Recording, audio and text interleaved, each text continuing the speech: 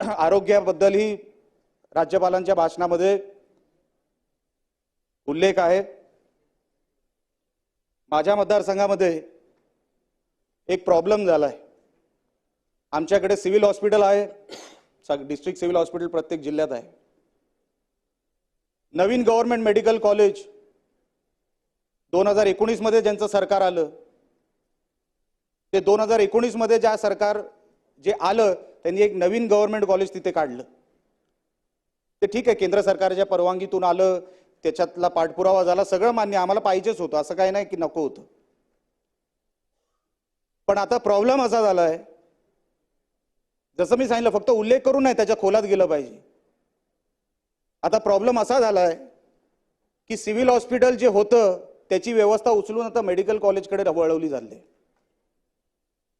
आता धड पेशंट इकडे जेव्हा जातो